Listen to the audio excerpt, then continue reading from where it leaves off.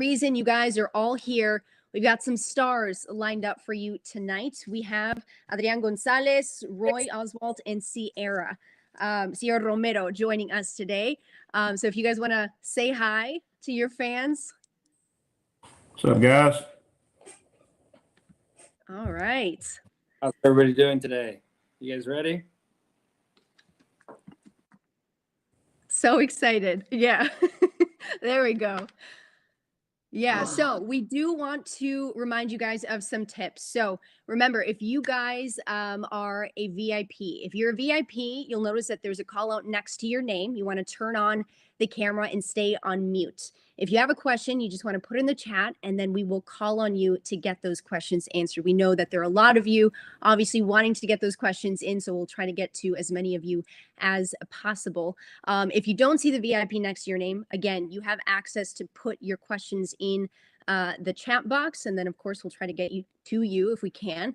If you're joining us from Facebook Live or Twitch, you'll have to you still have time to join us live, so make sure to go to let'shang.live to register, or just sit back and enjoy the show. So today's hang, we estimate that it'll go through half of this Mexico and Team USA game. So again, we've got a really great lineup. Again, we have Adrián González, Roy Oswalt, and Sierra Romero joining us right now. But later on, we'll also have Jorge Cantu, Adam Jones, and Dan Wheeler. So again, some really great stars coming up.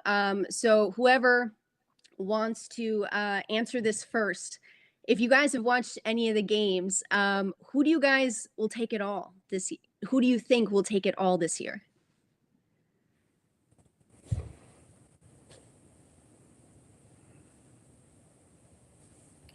I think the teams have been very competitive.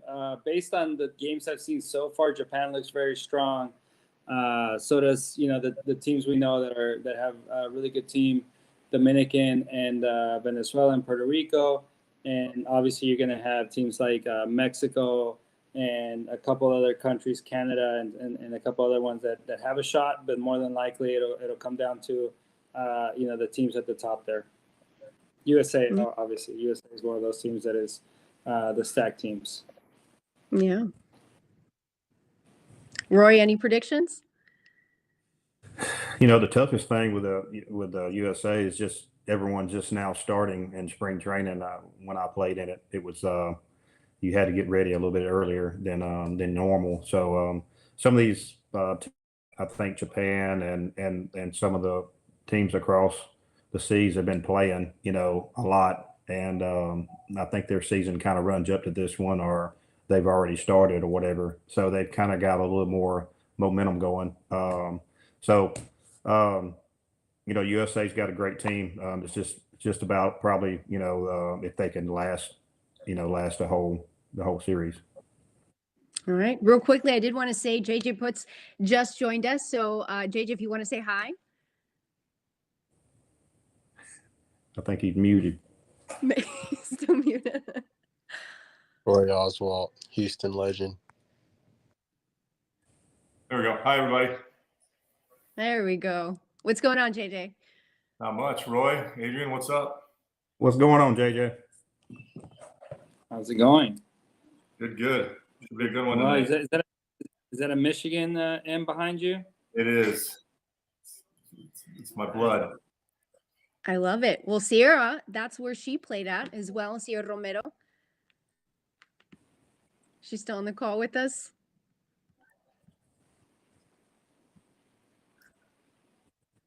All right. Well, hopefully we'll get her back. She's a professional softball player. So yeah, she played at Michigan from 2013 to 2016. So I'm sure you guys can bond over that when she gets back. For sure.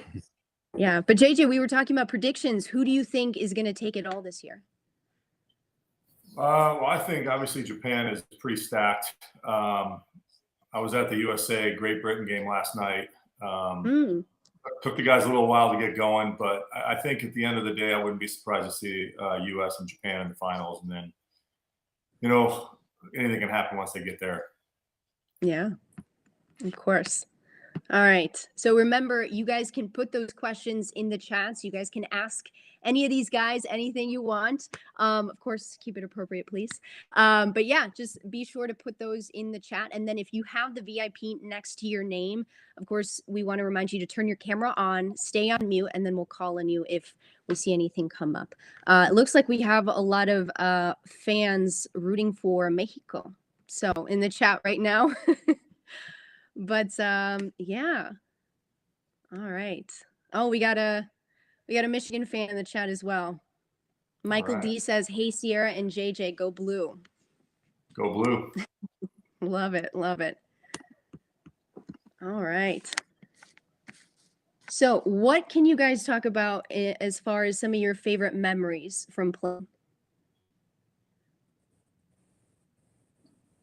Who wants to go? I'll go first. I thought it was probably to this day one of the greatest baseball memories I have. Just showing up that first day and being surrounded by the guys that are part of that team. It's guys you've gone to battle against for years, and it was really cool our year. And I know Roy can attest to this. It was cool how quickly our team kind of got together and kind of realized why we were here and what we were wearing on our chest. And to represent your country is still one of the greatest honors you can have as a ball player. Yeah. Yeah, for me it was being able to play it in every classic up until this one. It was always an honor to wear Mexico across my chest. But me, some of the really unique things about it was, and I'm going to point somebody out today in Mexico's lineup, Alexis Wilson is a guy that nobody really knows. And a couple classics ago, we had a guy, Eduardo Redondo, who in Mexico he's called El Mosco, the Fly, and everybody knew him in Mexico. He's this pesky leadoff hitter that fouls off a ton of pitches, puts the ball in play, and he went out and had one of the best classics that people have seen. And everybody's like, "Who is this guy?" And I think that's one of the unique things about this is the fact that you have guys that have never been on a stage like this, and they go out there and they shine. And Mexico's got Alexis Wilson catching today, who's a guy that mostly unknown, but in Mexico everybody knows him as a great catcher, great catch and throw guy, and has won a bunch of championships in Mexico, Mexican Winter League with the Tomateros, with playing for Benji, and obviously Benji took him on because he really trusts him, and that's why he's in the lineup today. I love it. I think just like JJ said, it's just something about putting your country on your on your shirt. You always root for the guys that wore USA on their shirt, in Olympics and different things. So I got to experience both of them. I won a gold medal in 2000 with the United States and Sydney, Australia, and then getting to come home and play in the World Games, here, or the World Classic here. It's pretty tremendous. Get to do both. Yeah. How tough is it to get rid of some of those nerves that you might have during, big games like this, or before big games like this? Like, what do you do to kind of calm yourself down? Or is it just kind of like once you're out there, it's like you shut off all the outside noise? How does that work? I think the biggest thing for me starting pitching was, you knew the couple of early games that you wasn't going to really go, that deep. So you can kind of go out there and air it out, and you don't have to worry about trying to go through 7 or 8 innings, and get your team that far.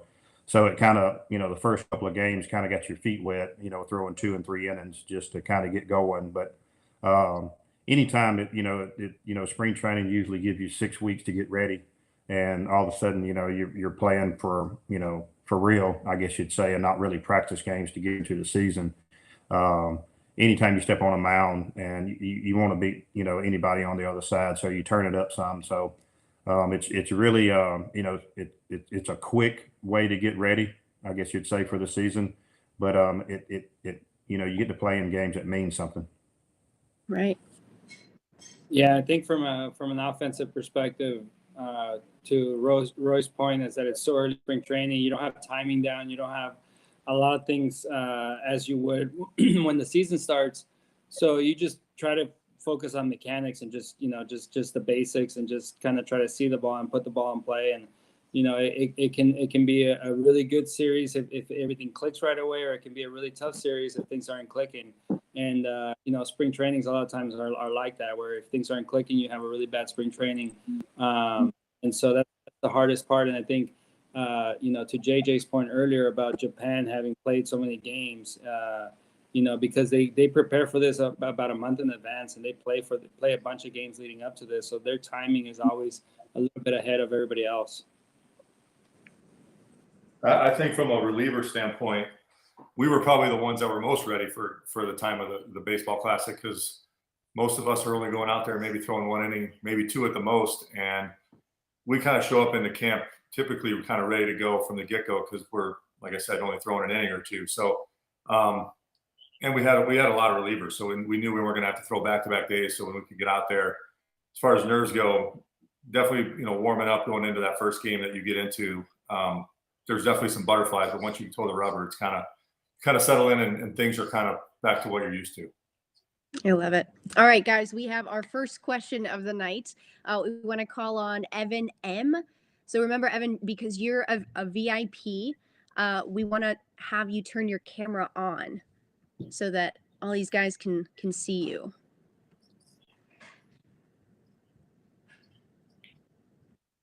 And then you got to unmute yourself.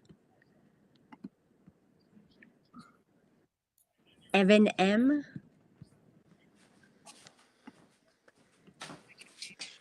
Yeah. Hi. There he is. There we go. Hi. Nice to see everyone. I was wondering that just a sense of how popular let's say, is baseball in some of these countries like Mexico? Do they have, are all the games televised? Do they have, is there kind of like a one major league? Just trying to get a sense of is the popularity of baseball as in many of these nations as big as it is here in the U.S. In Mexico, in Mexico is the second largest sport, I would say. We have a winter and a summer league. The winter league is definitely a stronger league of the two, because you have players that are in the major leagues or in AAA, even in AA, playing in that league. Because it's the off season for the U.S. for MLB, and so you have players getting ready or preparing or trying to work on something to go play down there. The summer league is more like a AA league. A lot of players that just got released in the U.S. A lot of collegiate players that weren't drafted that go play down there, and then you have the Mexican players that have played there their whole life, and they're veterans, and guys like the guy I mentioned earlier, Eduardo Redondo, who play in Mexico their whole life, and they're not maybe super known in the U.S., but they play and they know how to play, and they play really well. So the summer league is a little bit lesser quality, mainly guys that had just gotten released and are still trying to hang on. And guys do get signed out of there. We had two summers ago, I played for the Mariachis de Guadalajara, so I could get ready for the Olympics. And one of our closer was Fernando Cruz, who ended up having a great year with Cincinnati last year. He got called up. He had a great year with Cincinnati, and now he's on the Puerto Rican team pitching for WBC. Joey Meneses just hit a home run, by the way. He did. Mexico. Oh wow! Yeah, Joey Meneses just hit a home run. So Joey Meneses had a great Olympic tournament in Tokyo 2 summers ago, and I got to play with him and saw his potential there. It was pretty fun to watch. But yeah, I mean, it's pretty popular. All the games are televised locally, and then they have ESPN Deportes televised twice a week. Great. Thank you. I love it. Evan, thank you so much for your question. Again, we want to remind you to put yourself on mute, unless, of course, you have another question. But yeah, so there we have it. Mexico open up scoring. They are now up 2-0. Of course, you said the home run from Joey Meneses. So we're getting things started. What's up, Sierra? Hey, how's it going? It's going. Who are we rooting for in your neck of the woods? Oh man, that's tough. I feel like I got. I don't know. I don't know that I can choose. I'm just looking for a good game, but I'm not gonna lie, I was pretty pumped about that home run just now. So I like that block M behind you. That's awesome. Thank you. You would. I love it. Hey, Juan, we just want to remind you, if you have a question, to please put in the chat, but we do want to have you muted right now. Because of course, again, we want to get all the questions in, but we want to make sure that we hear everybody as well. So Sierra, we were talking early on what your predictions were for this World Baseball Classic. Who do you think is going to take away all of it? I'm not gonna lie. I feel like I have a soft spot for Mexico, but I don't know. Team USA also looks really good, but I am gonna say I have that soft spot for Mexico, so I'm gonna probably just go with them. Yeah, I love it. All right, it looks like we got a question for Sierra from Mike F. So Mike, we want to remind you to turn on your camera and then unmute yourself. Sierra, how are you? So, Hey. so you played for Team Mexico and you played for Team USA. I want to hear the differences in the clubhouses for each team. Obviously, you played in different Olympics for them, but what was the sort of different vibes and sort of different energy between the two teams, if any? I don't know necessarily that there was a big different vibe. I think that maybe with Team Mexico, just like that tradition and it felt more, I guess I felt more connected, like more of like that family atmosphere. And that could just be from my Hispanic background and just what I've grown up being around and what I'm used to. But both were very competitive, very good teams, and the women athletes on both teams were legit. They were awesome. They had a very high standard for themselves, and both clubhouses were a lot of fun.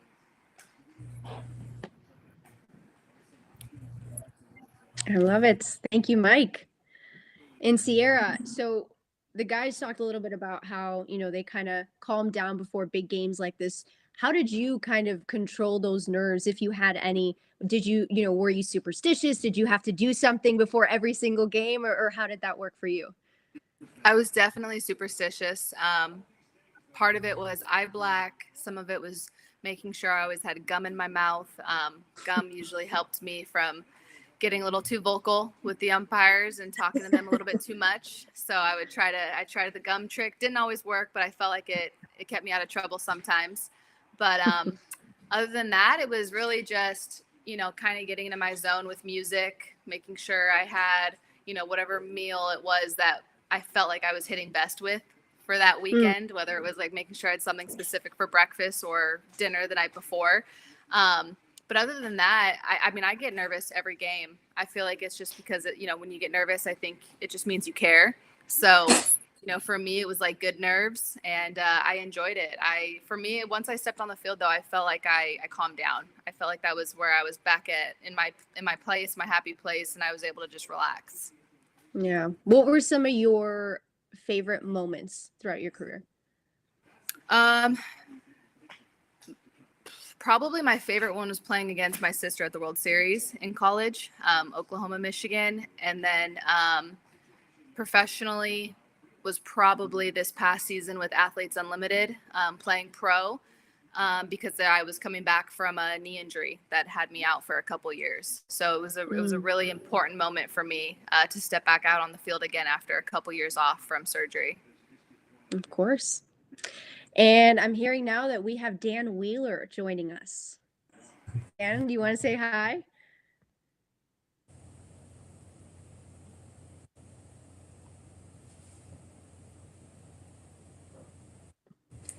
Are you on mute?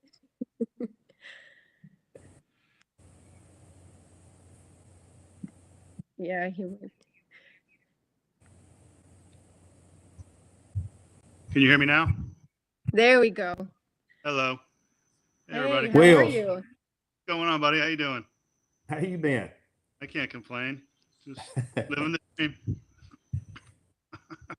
What are you up to? Awesome. Man, not much.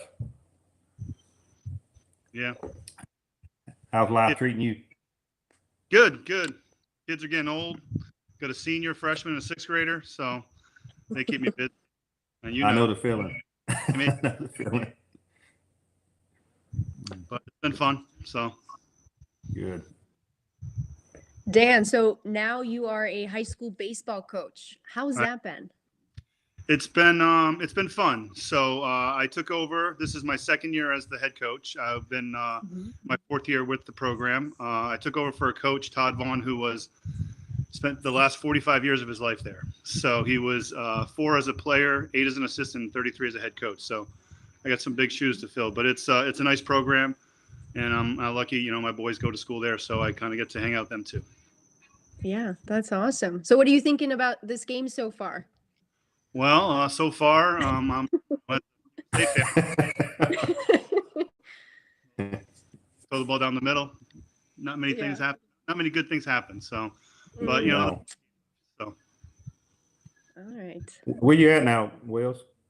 I'm in Tampa Bay, Florida. So on the St. Pete side, just south of Clearwater Beach. So it's Clearwater area. So it's, you know, it's a little. Yeah, a lot better weather than here. I can tell you that. Well, I'm outside. It's beautiful. So Awesome. to be, but I can't complain about that. So There you go. So I wanted to get everybody's opinion on some of the changes that are happening in MLB right now, starting with the pitch clock. What do you guys think about that? I never needed one, so it don't affect me any. Yeah, I'm in favor of it. I think what's going to end up happening is, and all the guys that pitched can attest to this as well, is I think it's going to get some of these guys a little bit better tempo and a little bit better rhythm out there. Give some of these guys less time to think and just go out there and execute pitches. I went and saw some of the AAA games last year, and the time of game, it was incredible. I was at like an 8-6 game, and it was like 2 hours and 5 minutes. So the pitch clock's definitely going to help. I'm not sure the hitters would agree. Adrian having to be set, ready to go in 6 seconds or 7 seconds, but I think it's going to help the pitching just kind of create like a tempo and a rhythm. Yeah, from a hitter's perspective, Wheels, hey, how's it going? I didn't get to say how to join right now. From a hitter's perspective, I don't have a problem with it. I was never a guy that took a long time getting ready. You know, if you hit a foul ball and you got to think about it, or you're trying to decide whether, you know, these guys are going to throw you a nasty split or a big curveball or a fastball up and in, you know, that's usually what would prolong me from getting in the box, is trying to figure out what I want to swing at and what I want to lay off.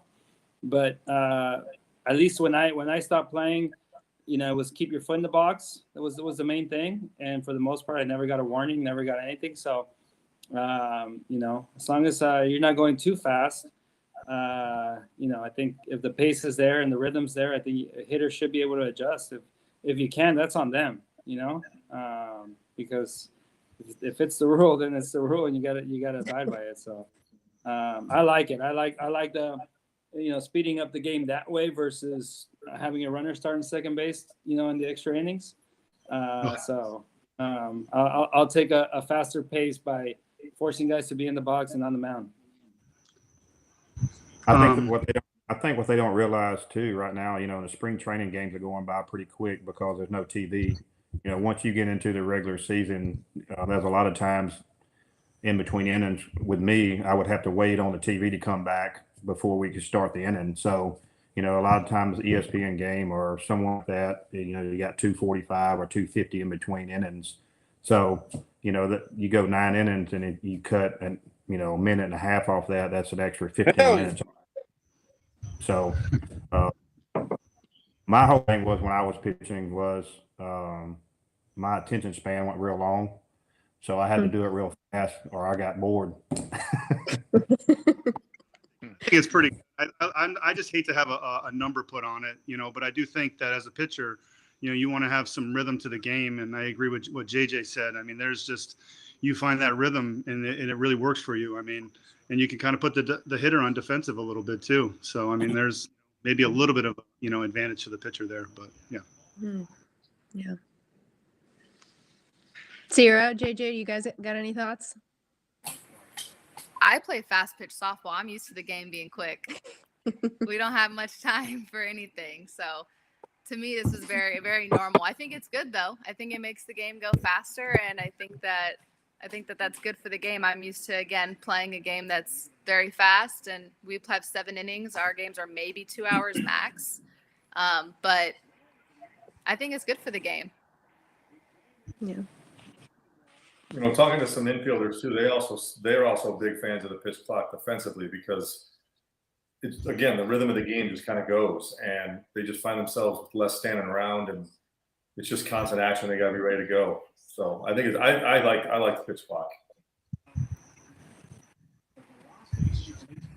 Yeah, I think you only have a few players. I really think you will only have a few players complain about speeding up the game that way. And if they're complaining, then they're the ones that they're doing it for. So. Yeah.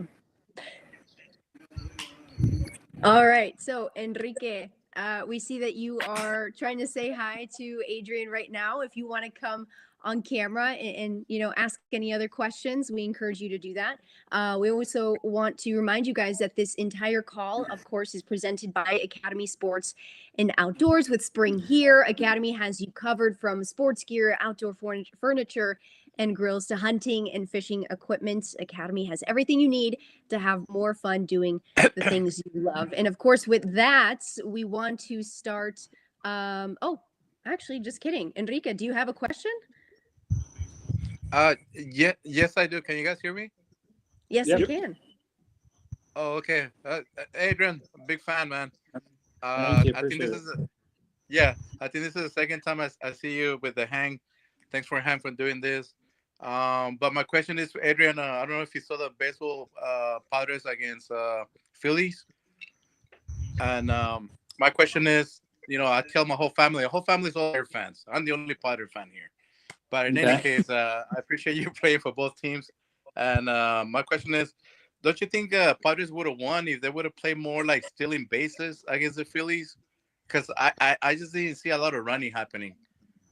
And that's for everybody, really. A question for everybody. Yeah, I mean, the game has changed. I think analytics, or the front offices that are really focused on analytics don't believe in running and giving away the possibility of an out. When I came up, it was all about stealing bases, moving guys over, putting the ball in play. So I'm a big believer in that. I think the game has gone to a more basic, non-thinking, just try to hit home runs and that type of game, which is, to me, can be a little boring at times. I love the fact that when I came up, you had the dad teaching the son in the stands, like, hey, this is a time when they can hit and run. This is a time when they can bunt, that they can steal, they can do these things. And I think that's part of the game. Part of the great thing about the game is the dad teaching the son all those aspects of the game. And in today's day and age, it's like, hey, this is when the guy tries to hit a home run, so there's not much thinking in that.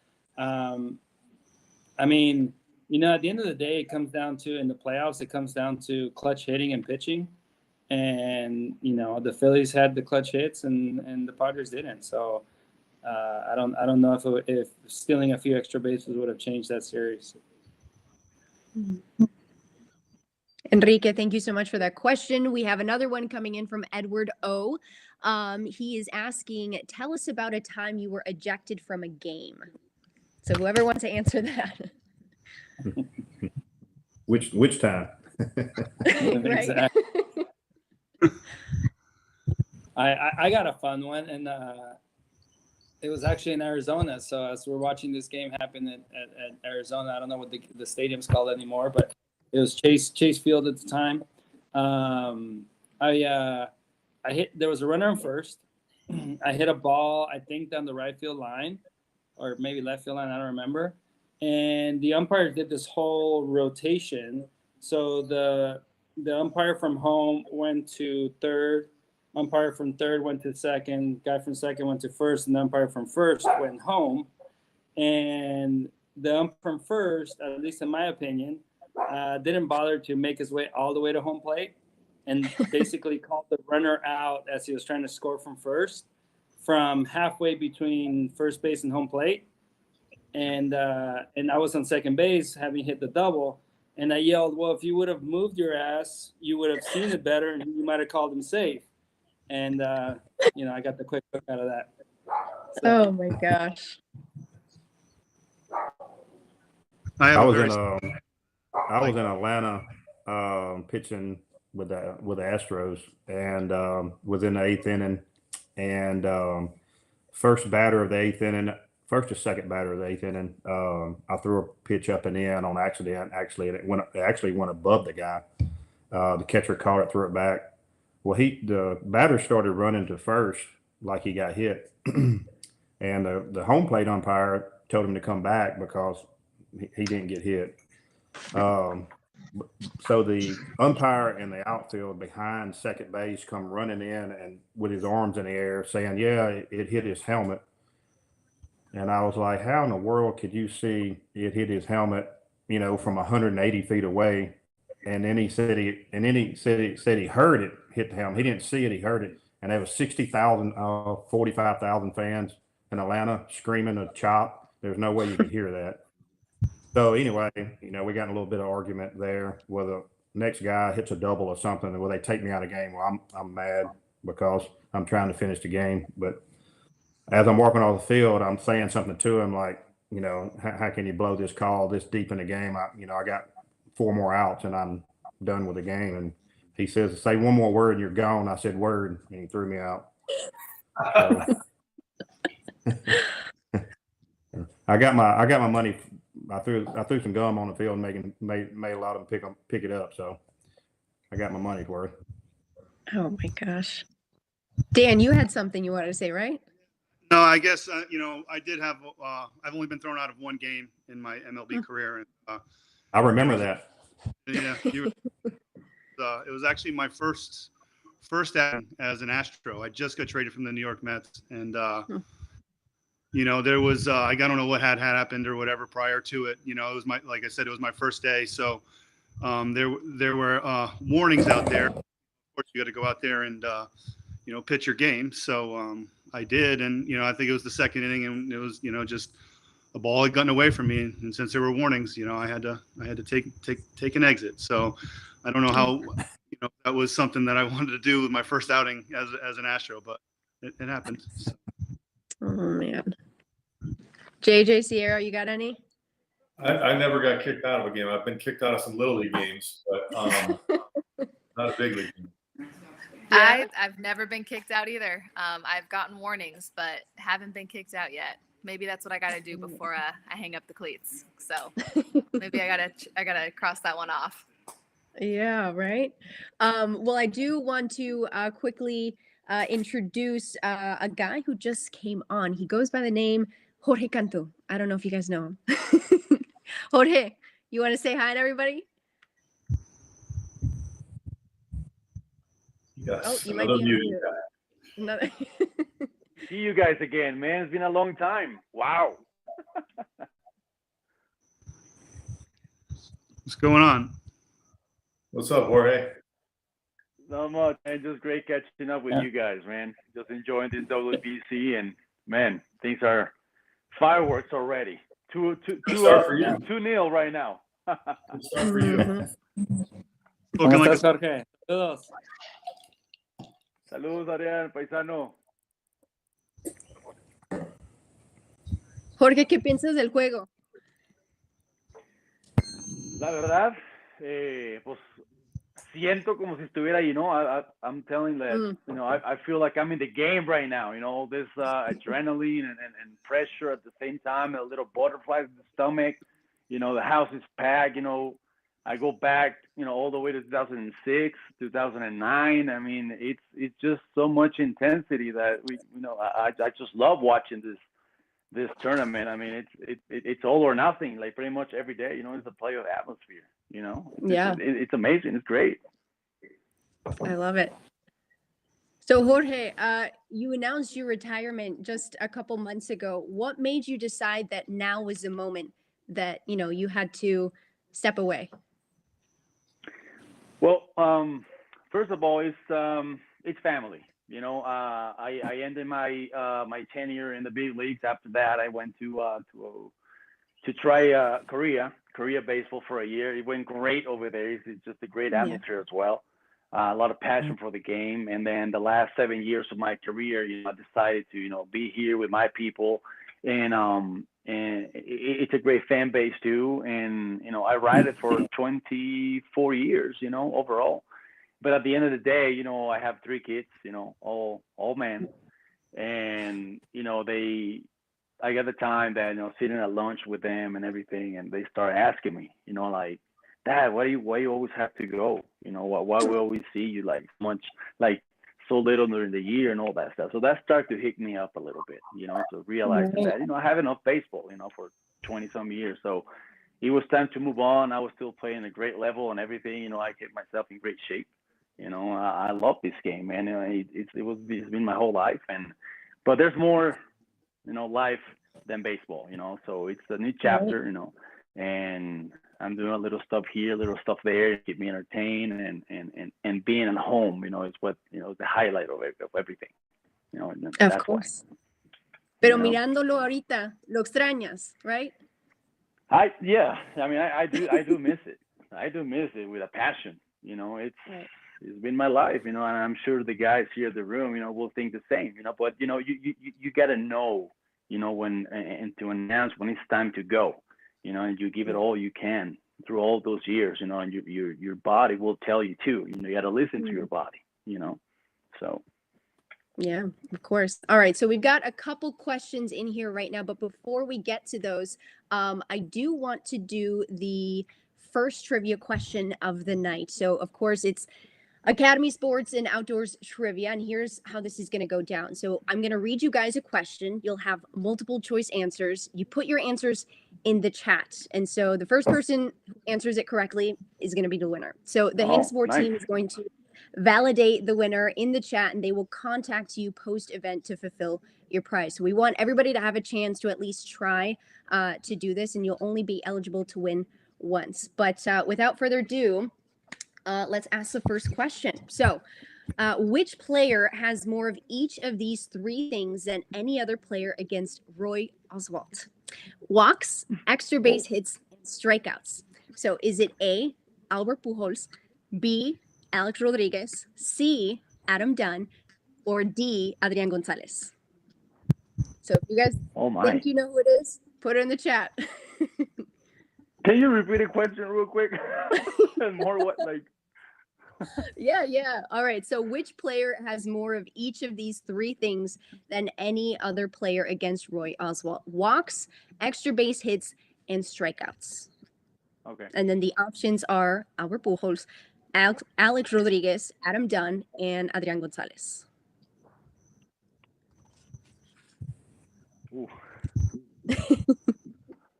All right. And so Roy and Jorge, you guys, of course, were sent some Academy baseballs, and we're actually going to give away a signed ball from each of you guys. So yeah, the winner of this trivia question will get that. But yeah, again, if you guys think you know the answer, put it in the chat, excuse me, in the chat box, and the winner will be contacted by our Hang support team. You'll only be eligible to win once. But yeah, so we want to get back to some of the questions that we had. Let's see. The first one, I believe, is from John D. Oh, and real quickly, we do want to get to Roy. So Roy, before we have John, come on. Do you have that ball with you right now? I do. All right. So can we have you sign it on camera for everybody to see? Yeah. Just so you guys know, it's the real thing, his real signature. So it's going to be sent out to this winner.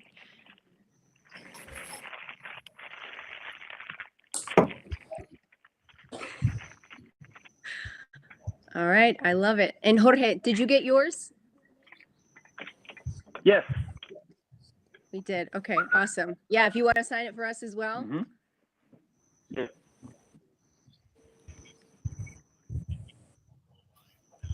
All right, I love it. And it looks like we do have our winner. Again, the Hang support team is going to reach out to you and they're gonna, try to get you all the information so that you can get one of these balls.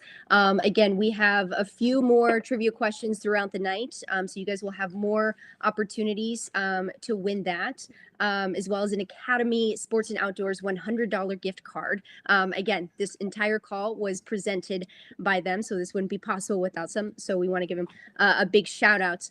But yeah, so thank you guys so much for doing that. We want to get back to John D. All right, John D, are you still with us? Yep. Hey guys. Right. First, thanks everyone for joining us. This is fantastic and appreciate it. Hope you're not missing the game while you were doing this. I have a son. I'm curious what you guys. I know some of you guys coach young kids and have young kids. My son is 13 and plays ball quite seriously, and so I'm just kind of curious what kind of advice you guys have for young ball players, and I guess parents of young ball players, but really for the young ball players. Was he a pitcher or he's both. He's a shortstop and a pitcher right now. He's 13. He plays with 14 and 15-year-olds right now. Okay.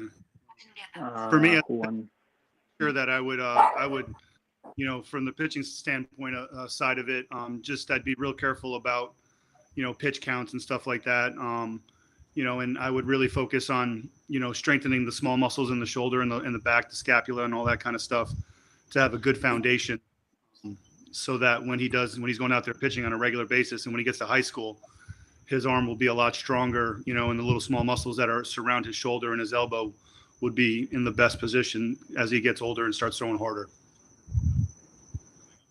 I think also it's great for him to play into, not only just pitching, but also playing position. I think growing up, it's great to play both ways, just to make you more of an athlete on the field. So when you get to, next level, if you specialize in whatever as a pitcher or as a position player, you've played both, so you kind of know, what you're demanding of your body to get there. Nice. From my point of view, as a hitter, I would recommend him to first of all have a lot of discipline. Discipline, heart, and most importantly, like dedication. What do I mean by that? Is like, every day, in your house, you can visualize things like you're a pro baseball player and everything. Watch like video highlights, of all the hitters in Major League, whatever he likes, and just learn there.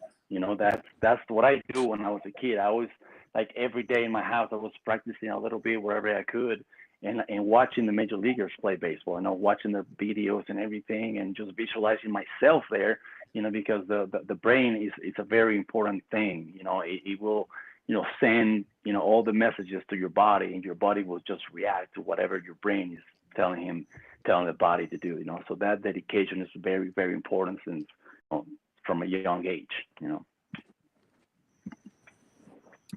I got to coach my daughter in Little League last year as a 10-year-old, and I know 13 is a little more advanced than the 10-year-old league, but coaching the Little League team, I learned one thing that was extremely important. A lot of the kids don't do is focus on mechanics, on the simple mechanics of how to catch a ground ball, especially if your son's a shortstop.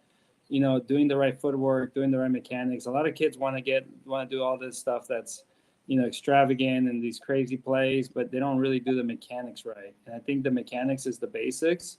And then from there, when the play happens, it'll happen naturally, like one of those amazing plays. But, you have so many kids trying to do so many things like, to look cool, and you forget about doing the mechanics right. So I would focus on make sure that whether it's on the offensive side in hitting or on defensive side at shortstop for your son, is just make sure that the mechanics are done right, first and foremost.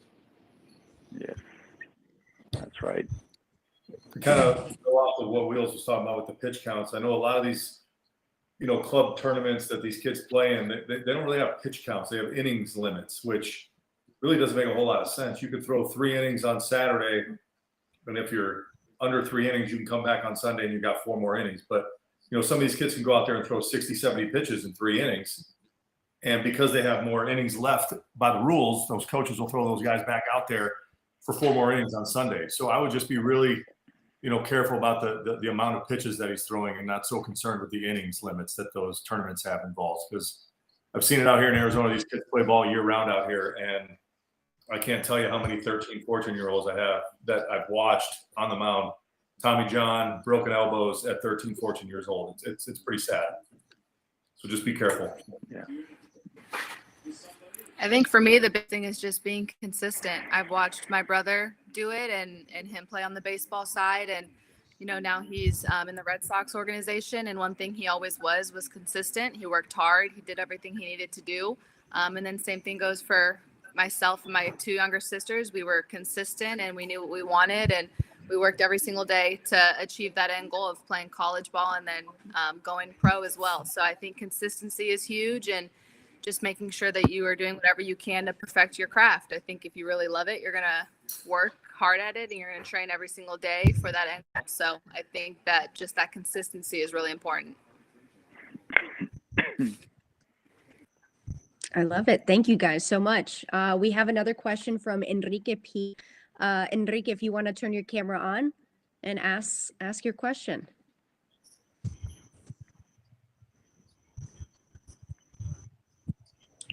The camera on now? You see me or no? Yes, Yeah. yes, you are good to go. Oh, okay. Hey, everybody. Cantú, really quick. Hola, Enrique. Congratulations. Hola.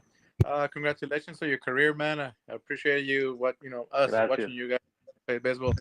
Ajá, y la familia también. Muchos saludos. I'm a big fan, from Mexicali, de los Águilas de Mexicali with the Liga del Pacífico.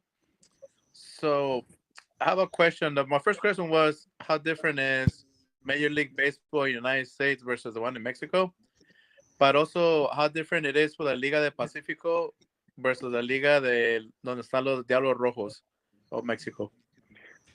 Well, I mean, difference of Major League Baseball to Mexican Professional League. I mean, it's deep. It's way different. I mean, it's Major Leagues is Major Leagues. It's the best on their Right. craft. There's no comparison. In Major League, it's an elite level. But I mean, and anybody can get to the big leagues if they work hard for it. And they develop all this talent and everything. They show it every day that they can produce every day.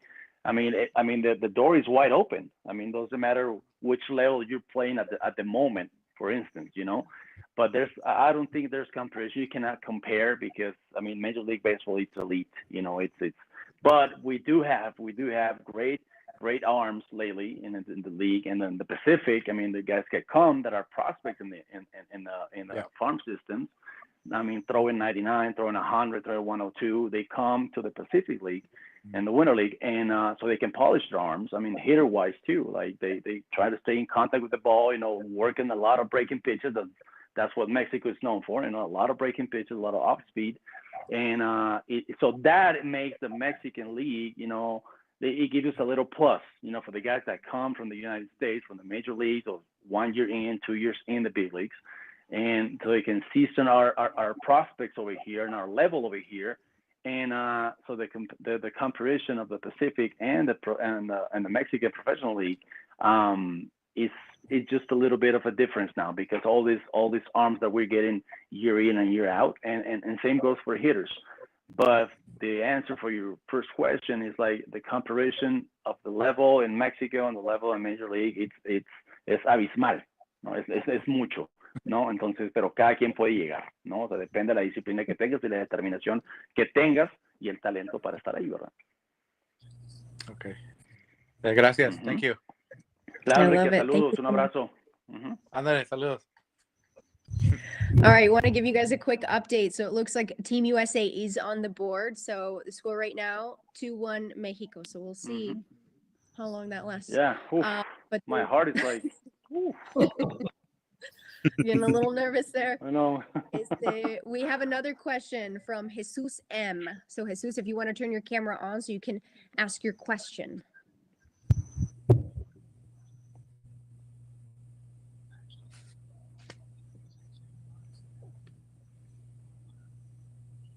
Jesus, if you're still there. Is my camera on? I'm not seeing anything. Are you guys?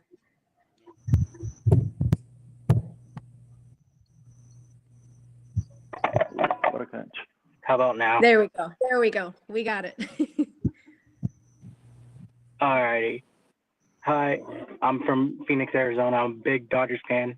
Andre, my question is, what is all of your guys' favorite memory from playing at Dodger Stadium?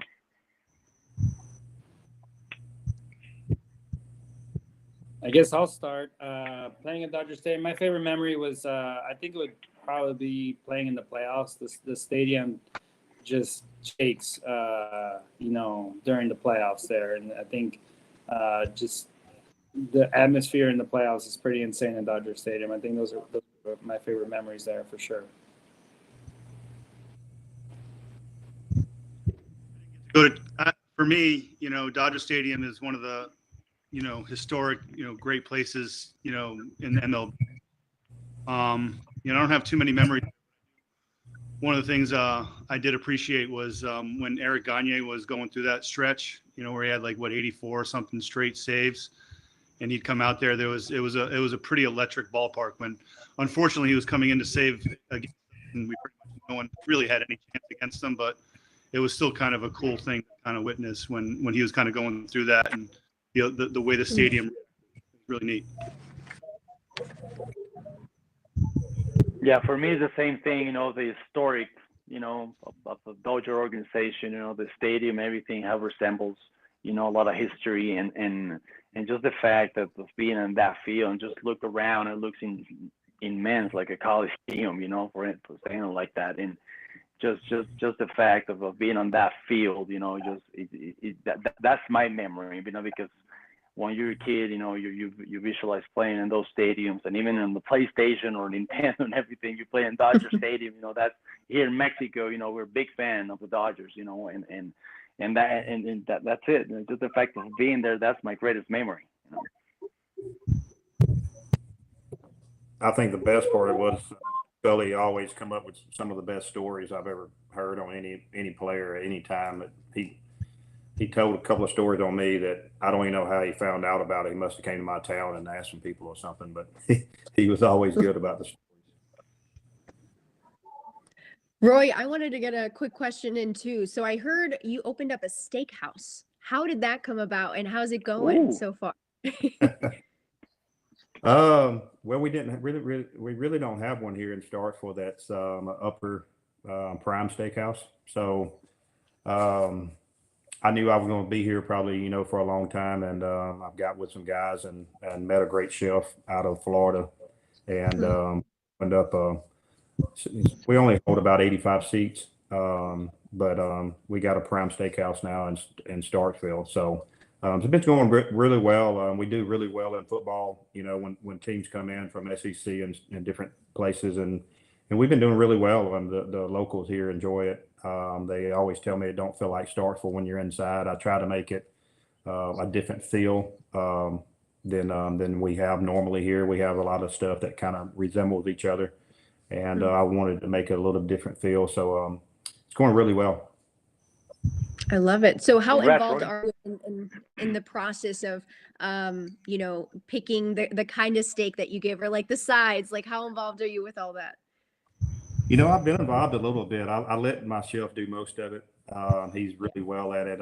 We cut our own steaks at the restaurant, and we've been through 2 or 3 different companies to find what we like. And like I said, it's been a lot of fun. I actually had a restaurant one time before when I was playing. I had one for a couple of years, but it was kind of tough trying to manage it over the phone and pitch and get some of these guys out at the same time. So I ended up selling it, and I knew I had a little more time now, so I opened up a restaurant. Actually, just next month I will have my own bourbon out. So wow! Congrats.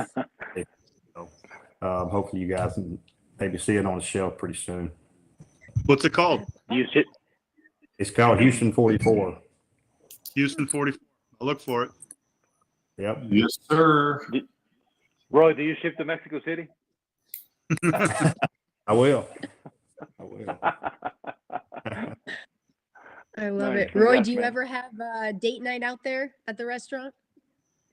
Do I have a what? Date night out at the restaurant? Oh yeah. I go around a lot of times. We have a different team in. Like if Alabama comes in and plays, or Auburn or some other SEC company. Another SEC team. I'll go around and touch tables and try to talk to people and try to be active inside. And I meet a lot of great people. I actually met some great people this year that invited me to do different things, and met some great people. So it's a fun atmosphere. We keep it loose inside. We got a great bartender in there that's been making some signature drinks and stuff, and so it's been really fun. I love it. I love it. All right, we got a question coming in from Adam K. Adam, if you want to turn your camera on so you can ask your question. Oh, just kidding. You're a spectator. I'll read your question. All right. His question is, how important is it for young kids to play multiple sports versus specializing in one sport year round? So whoever wants to answer that first. I think it's huge. Again, living in Arizona, it's very often that you see these kids at an early age kind of go to one sport, because the club baseball and the club sports out here it's crazy. And I think anytime you can, keep those kids involved in multiple sports, and not just having these kids turn left around the bases their whole life, I think is always going to make them a better baseball player. But I would just try to get these kids to play as many sports for as long as they possibly can. I agree 100% with JJ. Agree 100%, because I'm in Florida. It's the same thing. Kids play year round here, and it's there's a reason why we have off seasons. And I think if you're a baseball player and you play basketball, you do different footwork and you work different muscles, and that's only going to make you a stronger and a better athlete overall. A lot of scouts, that's what they look for too. They want to see you play other sports. Yeah, I totally agree too. It's you add mobility, you add range, you add speed, you work we'll say that, you train some other muscles, and all of a sudden these muscles are carrying you to this other sport, and you're like, whoa, where is this coming from? And it's a perfect example, it is the best way of multi-sport. I tell my kids that, they play all kinds of sports here, Yeah. You want to be a great athlete, not a great baseball player. Mm-hmm. Become a great baseball player being a great athlete. So, I think playing as many sports as possible is great. I played soccer, football, and baseball growing up. So, you want to be able to do multiple sports, because they do create better athletic abilities, each and every one of them. Yep, same thing Adrian said. I mean, the more sports, the better. You'll be more athletic. You're going to be able to use all these different muscles, and you're just going to be more of an athlete at the end of the day. So, the more sports you play, absolutely. Yeah. All right. And then we got another question from Evan M. He wants me to read this. So it says, did the steroid era bother you at all, or is it part of getting a winning edge? So how do you guys feel about that? I'll man. As a pitcher, I tell guys all the time, it does. I mean, when you're out there and you're already facing the top elite people across the world, and then they get an extra edge, I just never agreed with it. There's a lot of guys said, they still had to hit the ball, they still had to throw the ball, But I mean, you're trying to do whatever you can out there to be able to compete at the highest level you can, and for someone to, what I consider cheating at the game, to get an edge over you by taking some type of drug, I just don't think it's right. And other guys think different. Me, I knew I weighed 185, 190 pounds out there facing these guys that was 240, 245. Hit a ball out of sight.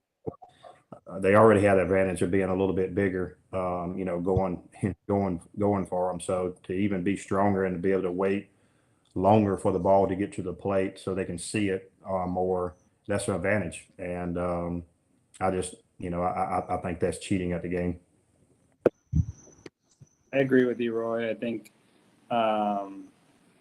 I think when I was playing, it didn't really bother me as much because I was just focused on playing.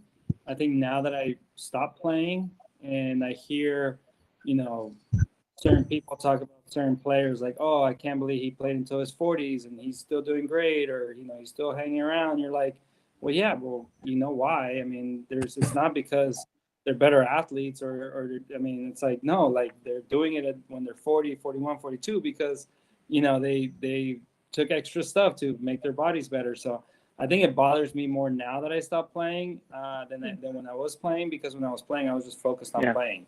But now I think it bothers me more. Yeah, this guy said it. I mean, I'm the same way, man. I mean, cheating is cheating, man. You got to be at the level play, with everybody. It's Adrian said it, Roy said it. I never agree with it. I don't bother to do those things either. And I mean, what got you to the major league is your talent, is your determination. Your strength, your stamina, everything. And why mess with that? So. I totally agree. I'm with you guys. I've never really understood it.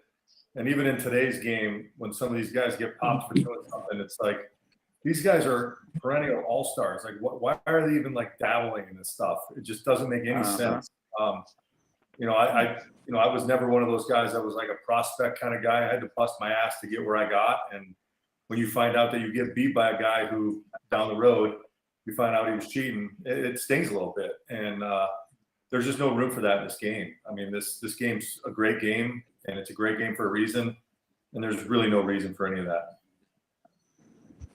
No, I agree. I never liked it, and it was one of those things where baseball, like you said, is a great game. Any size and anybody can, be out there doing the same thing that we're doing. You don't have to be a prototypical 6'4" guy. Game, you got second basemen, shortstops, and even pitchers. But it's just it just sucks that your talent's so good already. Just sucks that there was an edge that we had to put up with. But I didn't focus on that when I played, because it was just something that I had to go out there and do a job and worry about what I had to do to help the team win that day.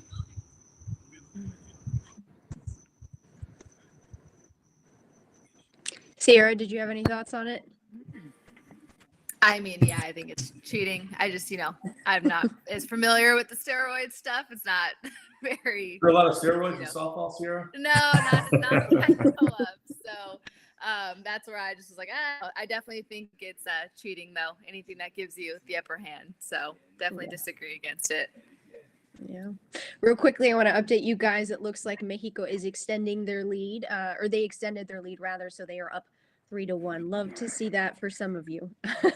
But we do want to take this time to do our next Academy Sports and Outdoors trivia question. The winner of this will get a $100 Academy Sports and Outdoors gift card.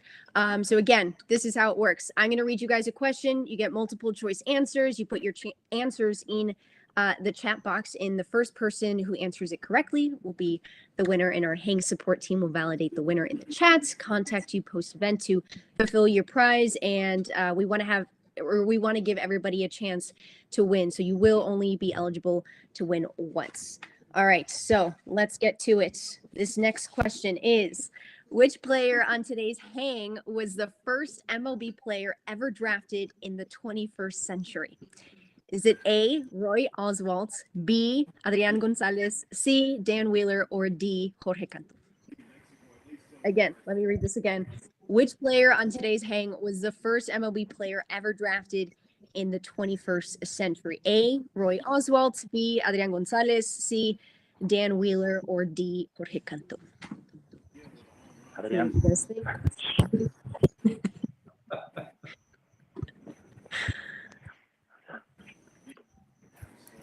All right. It looks like we have our winner, Julio G.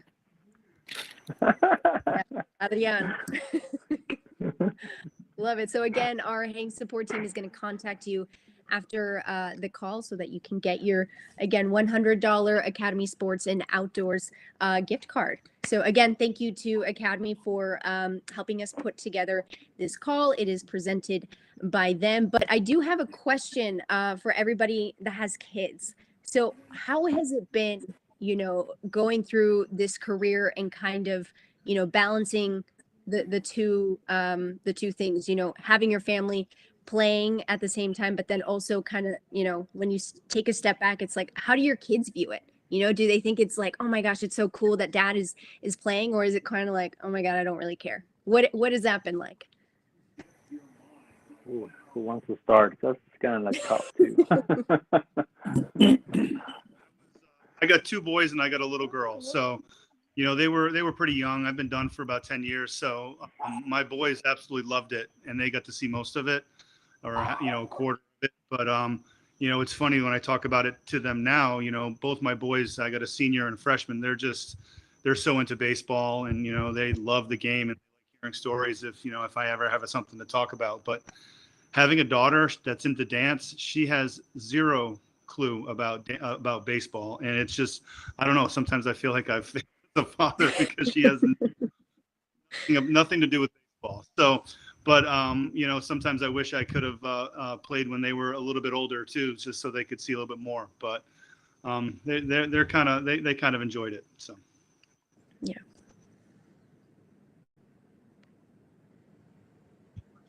I have 3 girls, and the first 2, they love baseball, and my oldest one, she remembers some of it, not all of it, but my middle one, she really doesn't remember too much. I've been done since 13, so she was only 4 or 5 years old when I left the game. And then my last one didn't even really know I played until one of her little friends at school told her that your dad played baseball, so she didn't really know. Yeah, my boys loved it. Yeah, they every time, but the second day I was out of the house, they were already calling me and texting me, Dad, when are you coming home? It's a bittersweet, situation.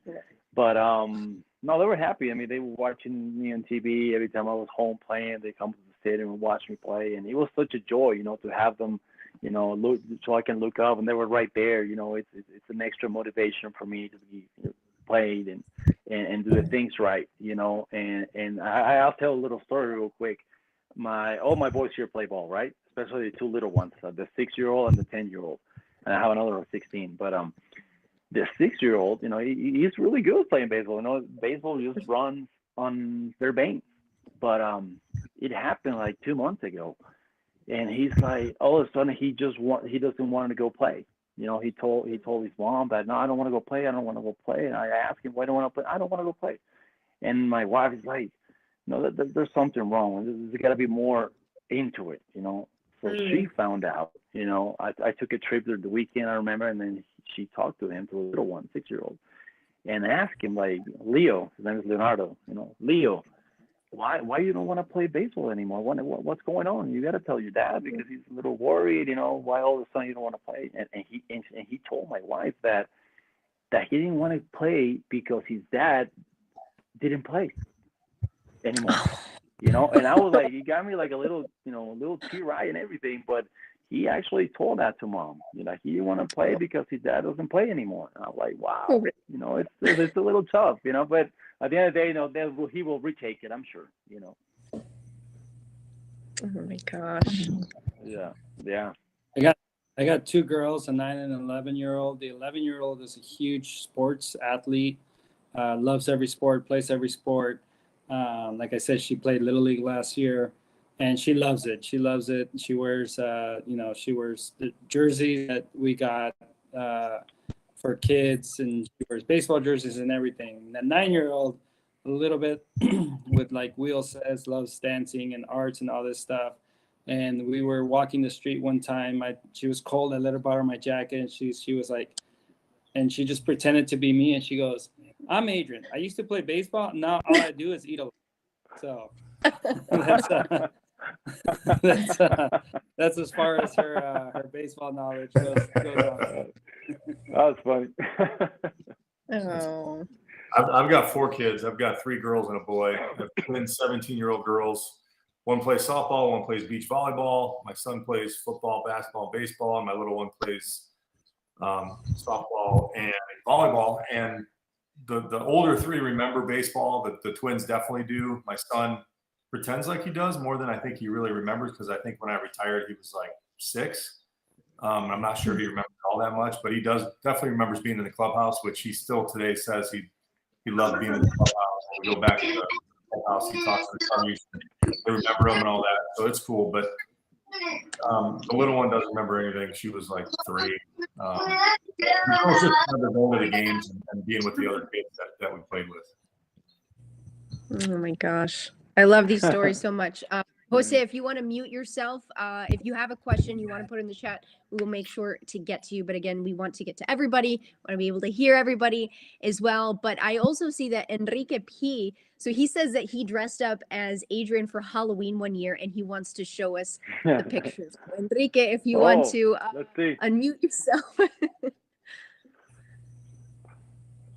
Let's see. Hey, guys. Here's a picture. Let me see if you guys can see it. I don't know. We'll try. There you go. Love it. Looks like a little bit. Yeah. Not bad, huh? There you go. There you go. You look like you're right-handed there, though. You needed to be a left-handed. Left hand. Yeah. Yeah. Thank you. That's fun.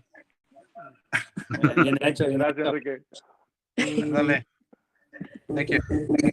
Thank you so much, Enrique. And then I know Roy and Adrian, you guys are going to have to hop off pretty soon, right? Yeah. Yeah. All right. Well, thank you so much for taking the time to talk to your fans today.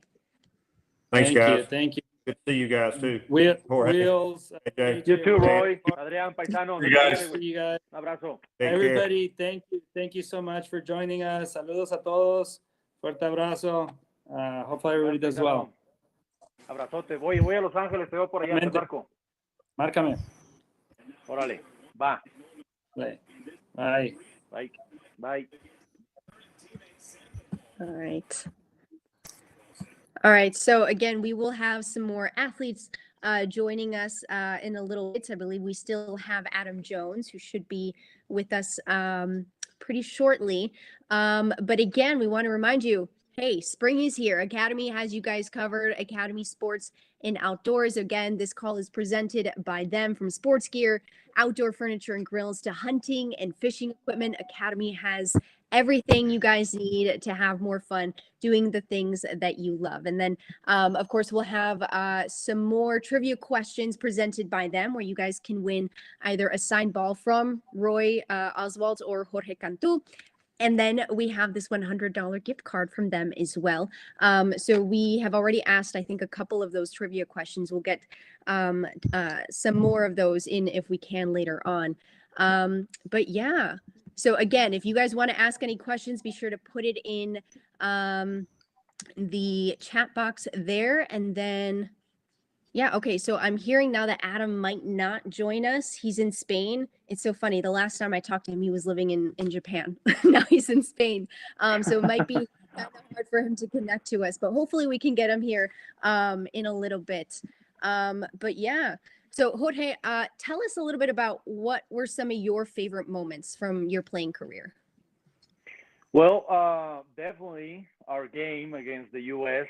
I'm sure you guys here in the room remember in 2006, and I mean, we went back and forth that year, one win each, but those are, I mean, unbelievable moments for me. I mean, just the energy and having the dream teams of both the countries, it just says it all, and other than that, obviously getting to the big leagues, the biggest dream of us all, to get there and stay there, that's the most important thing too. And it's just a joy. It's just a joy all these years. I'm still living my dream. Even though if I'm retired, I'm still living on those moments. That I think about. I have some videos here on just saved on my phone and everything. And it's just such a great career to have. It's just a career like any other else. So. I love it. I love it. It looks like we have a question from Mike F coming in. Mike, if you want to come on camera. He's got a question All right, for this question is for Sierra and JJ. So obviously there's a Michigan connection, and usually people like to geek out on their colleges. So I'd like to give you guys an opportunity to talk about what you guys love most about Michigan. Obviously you didn't cross over, but everyone that goes to Michigan seems to love Michigan. I don't get it because I went to Cal Poly, but I'll let you guys geek out on that for a second. Sierra, you can go first. Honestly, probably the football games. The Big House was so much fun. The tailgating, Ann Arbor is so fun. I mean, I definitely made the most of my 4 years while I was there, and I had a blast, and just everything about it. I mean, the family atmosphere, the coaching staff, facilities. Like I feel like I could go on and on. And the food. I mean, I literally just see right now on JJ's poster the Mr. Spots. Like I remember ordering that a million times to my place, whether it was for dinner or late night, whatever it was. So, you know, I don't know. I love everything about Michigan and just Ann Arbor in general, and the fans there. They were amazing.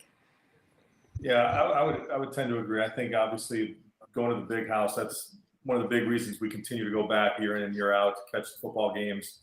Also love Yost Arena. The hockey games there are, I relate it kind of to Duke basketball. It's a very small setting in there, very intimate. The fans are crazy. The student section's nuts. I met my wife there. She actually played softball way before Sierra's time. But, and, you know, just the camaraderie between all the student athletes when we were there. You know, it didn't matter what sport you played.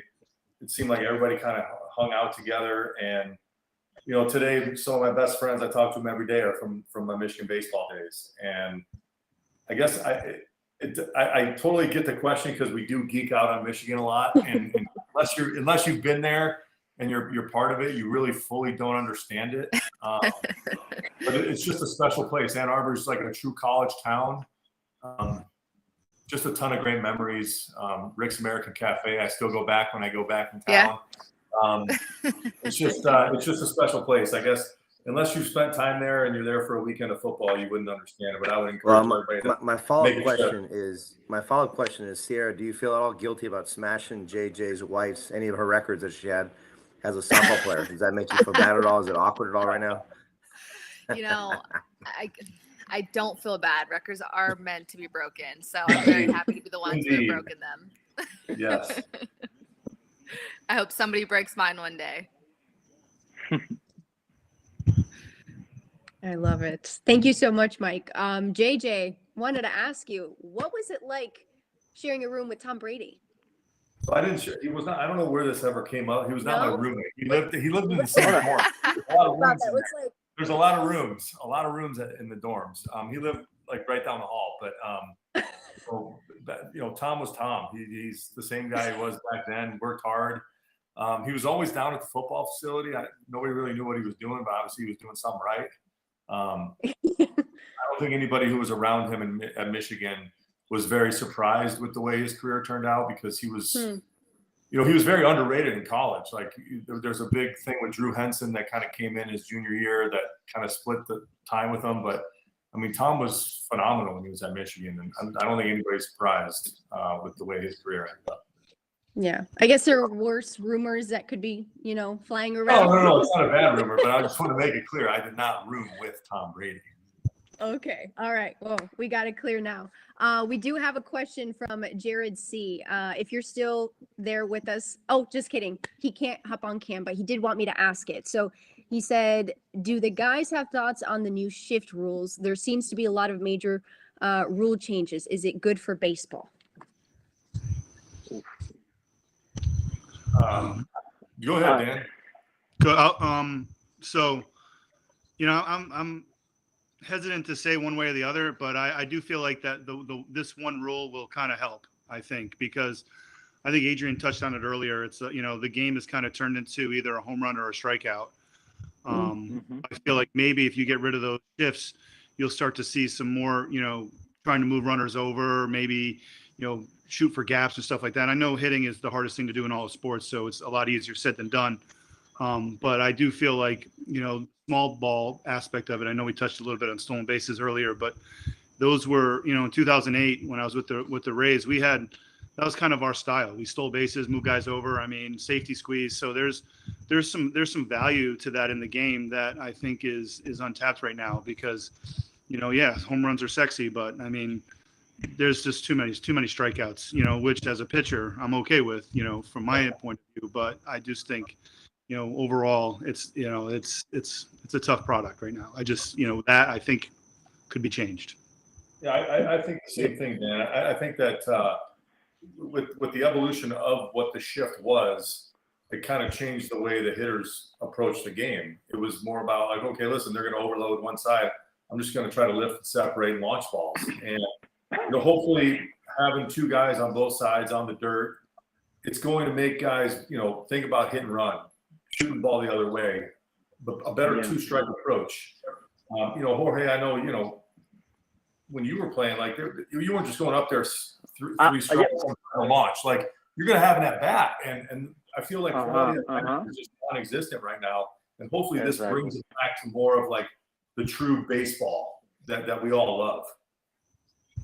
Yeah, I'm a little skeptical about all these new rules. You kind of like take the essence out of the game a little bit. Like the timing for the pitching to pitch or the hitters against the batter's box. But I mean, as a hitter, at the end of the day, you have to adjust. At every pitch. I mean, we have to adjust to you guys. I mean, if we see a hole, we're gonna try to hit that hole. I mean, okay, fine with the switches. I mean, on the infield switch, whatever. But you make an adjustment as a hitter. I mean, I take that that rule as an advantage because I'm looking for that hole. A good hitter will find that hole. And that's what it's all about. Baseball is a game of adjustments. Yep. Yes.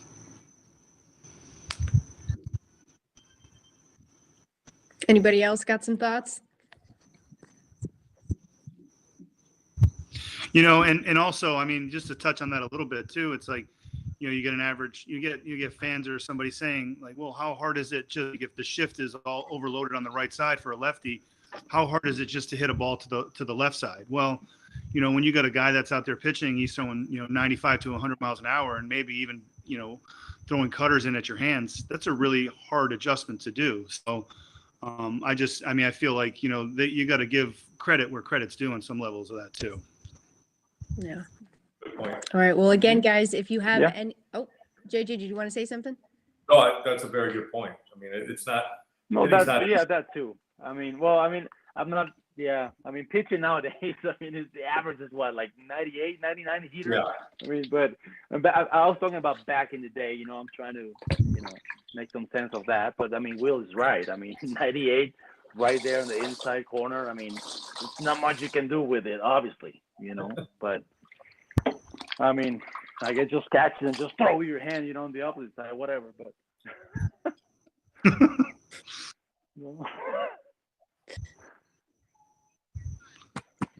All right. Well, guys, again, if anybody has any, it looks like we have Adam on, Adam Jones. If you want to say hi. Same. My guy, Adam, how are you?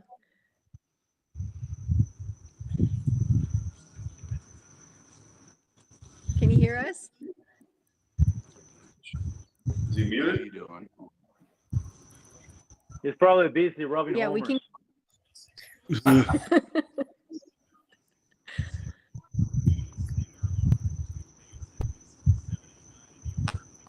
Adam, can you see us?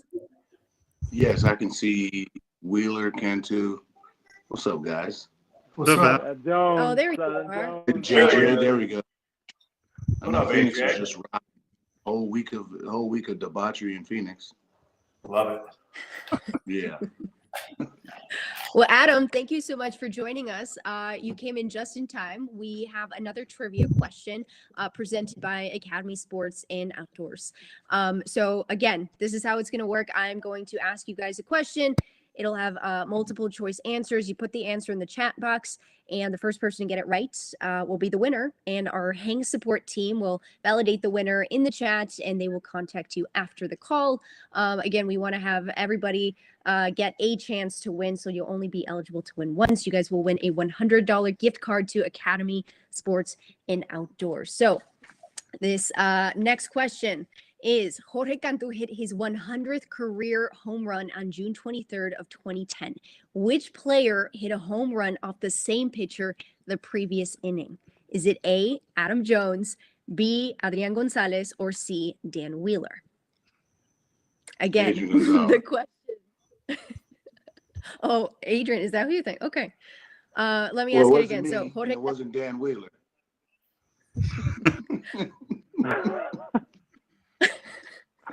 the question again, Jorge Cantu hit his 100th career home run on June 23rd of 2010. Which player hit a home run off the same pitcher the previous inning? Is it A, Adam Jones, B, Adrián González, or C, Dan Wheeler? Again, the winner of this will get a $100 Academy Sports and Outdoors gift card.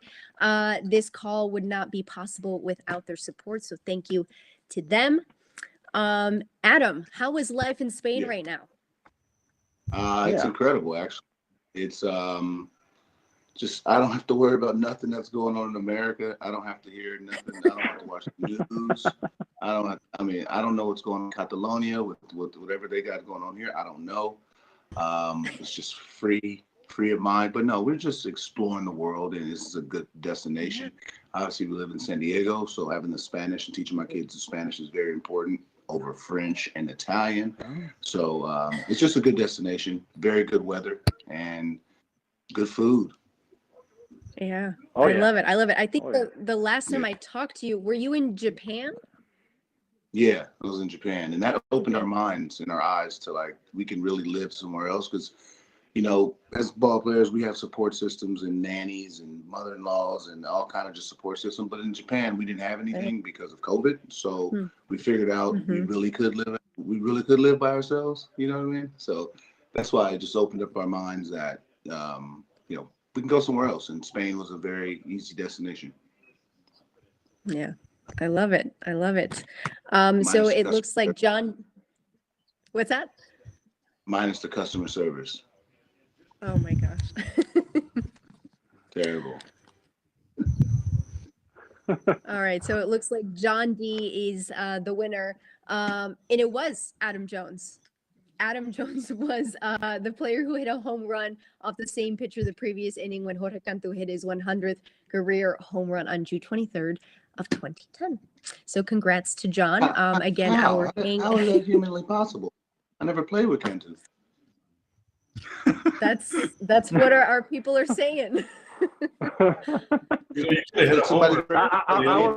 was dumbfounded a little bit here too. Like, I was trying to do the memories and math, and I'm like, no. 2010. Interesting. Huh. Oh, wait. I mean, right. No. We might be double You were checking. in Baltimore. Yeah. Okay, so it looks like 2010, but. So Adam, you hit a home run in the previous inning, but not off the same pitcher. So you guys were on opposing teams. So that's what it was. Okay. Got a little confused there.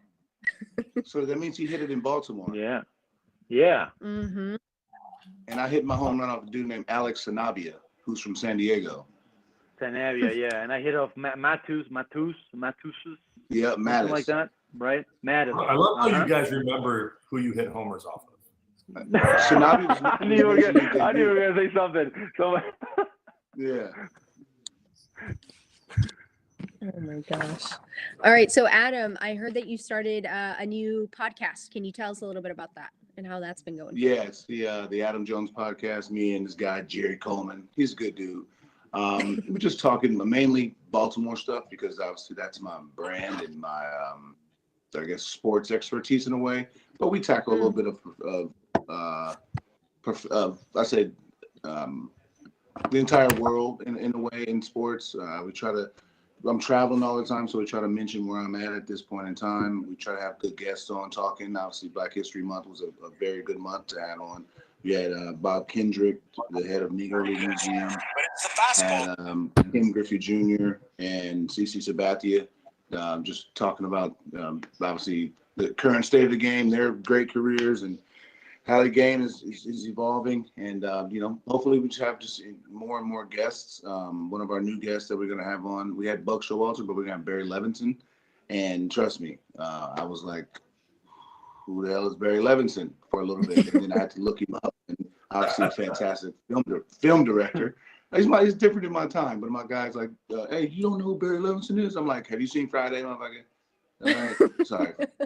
Okay, and he's like, no. But have you seen Rain Man? I'm like, that's waiting for my time, dude. Leave me alone. I'm not that generation. But no, we just have fun. That's what we do. We just have fun and just talk sports and crap. Yeah. Oh man, I love it so much. So it looks like Sierra Romero, she has to leave us now. But Sierra, thank you so much for joining us. We had so much fun with you. Of course. Thank you guys for having me. This was great. Nice to meet you, Good Sierra. night, everyone. Bye, Yes, guys. Sierra. All right. And if you guys are having, fun on this call, remember you can come back to join us here with Hang on March 30th for the Astros and White Sox game on opening day. We've got an all-star lineup of Astros legends, so make sure to get your VIP tickets now to secure your on-camera access. And you guys can ask, of course, your favorite players, all the questions you want. You can click on the ad above or go to let'shang.live to register for this game and more. All right, it looks like Mike F has a question for Adam Jones. What's up, bro? Mr. Jones, welcome from Spain, brother. All right, so you talk about, everyone sort of knows what pitchers they hit bombs off of, but I want to be very specific. What is your favorite burrito in San Diego? What's the name of the restaurant, and what is that burrito? Well, I know you want to say that damn California burrito that everybody likes. Everybody thinks that you got to go back and get the California burrito. I don't care for that one because I don't like the fries as much inside. I like the kind of side of fries, but my favorite one is, as I get it custom ordered, is from Humberto's on 43rd Street, and it is got a burrito, guacamole, sour cream, and cheese solamente. I say just like that. And give me two of the ribs. Leave me the hell alone. And that's it. And I gotta get the sides of jalapenos and carrots. Always. Well, Jonesy, I have to tell you a little secret, man. I do have a franchise here. Along with partners and everything, and they are out of this world. Okay. I mean, I wish I have a picture at the moment, man, but I'll arrange something, for you guys to see that, the coming days or whatever, the social media, Hey, I believe you eating good. And say, I believe you eating good out there. Yes, good. The good marinade. Oh, I believe that. Oh yeah. I love it. And it looks like Luis A, he has a question for Adam as well.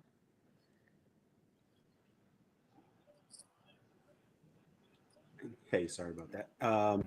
Yeah, so I'm not sure because I just came in right now. Just my question for Mr. Jones is, how did it feel? Because currently we're going, obviously the WBC. How did it feel for you to, just steal that home run from Manny Machado in 2017? How did you feel afterwards? And just like what you guys spoke about when you guys went back to the dugout after that? I mean, if you watch the whole inning, obviously it was mine was out number 2 opposed to being out number 3. If it was out number 3, oh man, I don't know, I would have probably cartwheeled back to the dugout. But it was out number 2, so I had to go back to center field and I had to play the next hitter. Then Cano goes deep, so so it's just numbs the whole situation for me. I'm like, all right, I'm on this high. Hopefully we get a ground out something quick. He goes deep. I'm like, damn, momentum shifts. Because the Dominican team's going nuts. And I'm like, damn. Then, we just got in. I mean, obviously, after the inning, they replayed a play, hell of a play.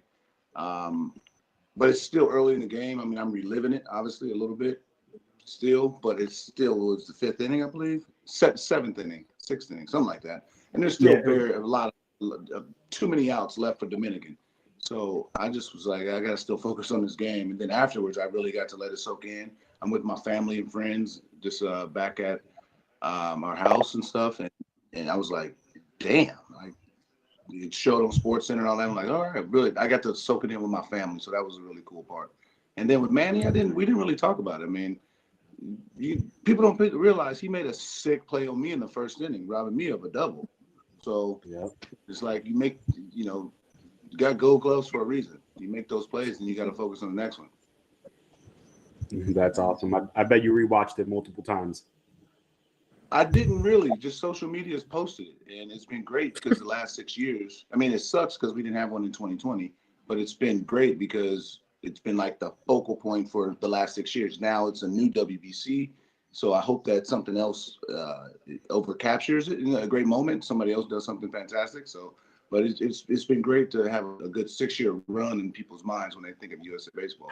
So hopefully now Trout or Betts or Goldschmidt or Arenado does something really special. That's awesome. Thank you so much, Mr. Jones. You're welcome, brother. I love it. And again, the next hang that we will have is on March 30th for the Astros and White Sox game on opening day, featuring an all-star lineup of Astros legends. We have confirmed that Roy Oswalt will be on that call. So to get your VIP tickets, now go to secure your on-camera access. You can click on the ad above or go to let'shang.live to register for this game and many more. And it looks like Dan Wheeler will also be on that call. So we'll see you then too. But yeah, we do have another question. It looks like from Enrique P. Enrique, if you want to come on camera.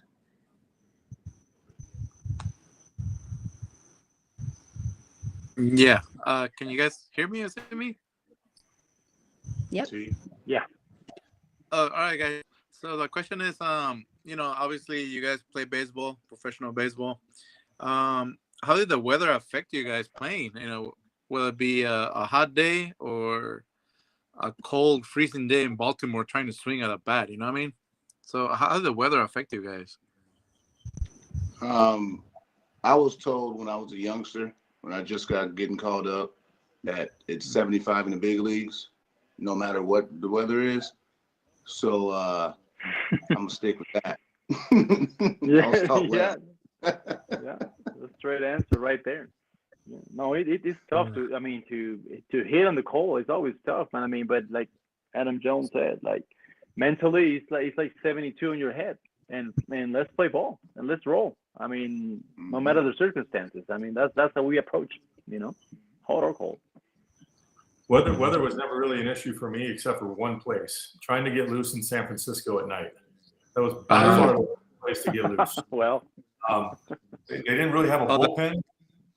Yeah, well, they just didn't have a bullpen. It was like just a mound of dirt down the right field line, and you're kind of staying in the dugout the whole game, freezing your ass off.